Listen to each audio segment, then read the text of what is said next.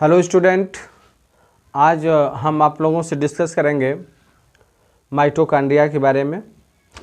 तो माइटोकॉन्ड्रिया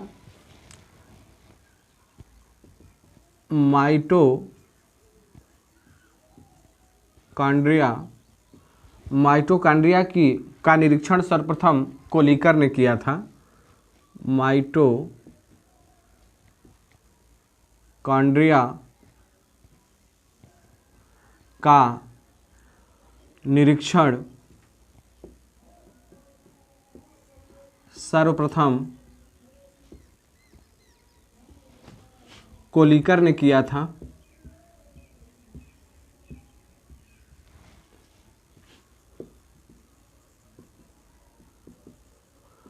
और माइटोकॉन्ड्रिया की खोज आल्टमान ने किया था। माइटोकॉन्ड्रिया की खोज आल्टमान ने किया था। और माइटोकॉन्ड्रिया नाम जो है सी बेंडा ने दिया था। माइटोकॉन्ड्रिया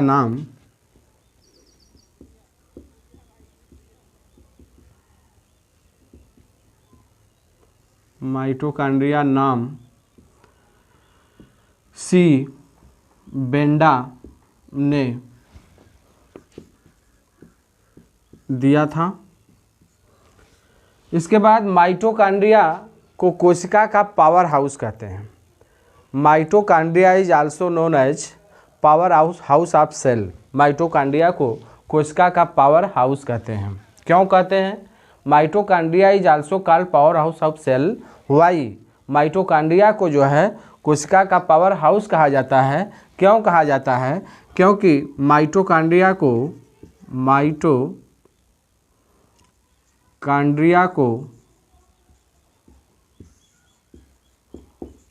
कोशिका का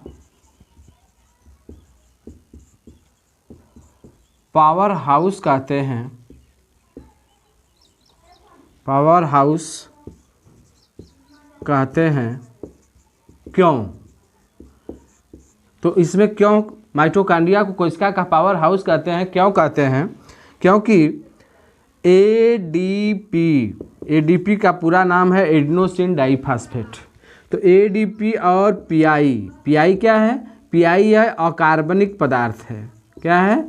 अकार्बनिक पदार्थ है। और एडीपी का पूरा नाम है एडेनोसिन डाइफॉस्फेट।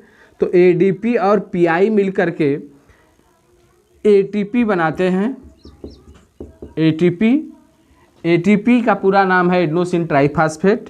तो एडीपी और पीआई मिल करके एटीपी बनाते हैं, जो कि एक प्रकार की ऊर्जा है। क्या है? ऊर्जा है। और यह ऊर्जा कोशिका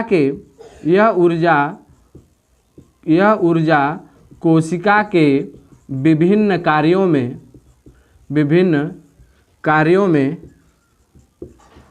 प्रयुक्त होती है। इसलिए इसको हम कोशिका का पावर हाउस कहते हैं। Mitochondria is also called power house of cell because ADP and PI react them and form the ATP. ATP is a type of energy which used in the various function of the cell. Therefore, mitochondria is also called powerhouse of cell. ये समझ में आया?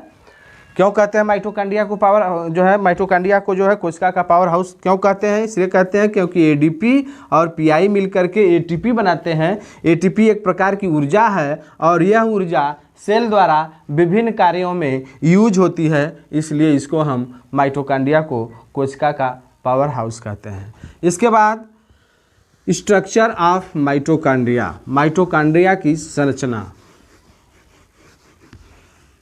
इसके बाद है structure of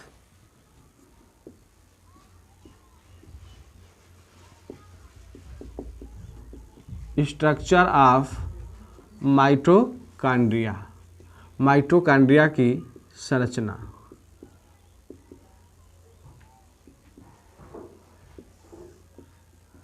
mitochondria की संरचना। देखिए माइटोकांड्रिया जो होता है यह ओवल शेप्ड स्ट्रक्चर होता है। कैसा होता है? ओवल शेप्ड, गोलाकार, ठीक है, या अंडाकार इसकी संरचना होती है।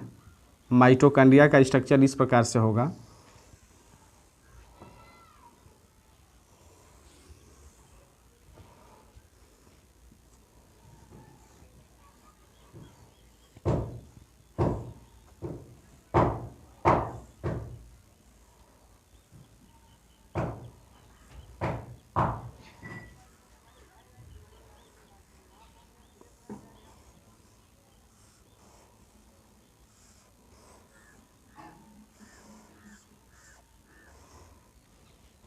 माइटोकांड्रिया जो होती है यह अंडाकार या गोलाकार संरचना होती है।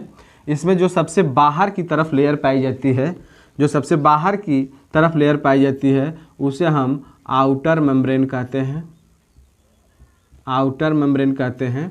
और just below the outer membrane के नीचे जो लेयर प्रेजेंट होती है उसको हम इनर मेम्ब्रेन कहते हैं, उसको इनर मेम्ब्रेन कहते हैं। और यह दोनों मेम्ब्रेन, आउटर मेम्ब्रेन और इनर मेम्ब्रेन जो होती है यह जो है आपका लिपोप्रोटीन की बनी होती है, लिपोप्रोटीन की बनी होती है।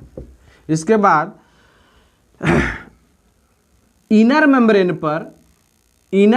पर अंदर की तरफ, देखिए इनर मेम्ब्रेन है, इनर मेम्ब्रेन पर अंदर की तरफ फिंगर लाइक प्रोजेक्शन, अंगुली की तरह उभार प्रेजेंट होता है, उभार पाया जाता है, जिसको हम क्रिस्टी कहते हैं।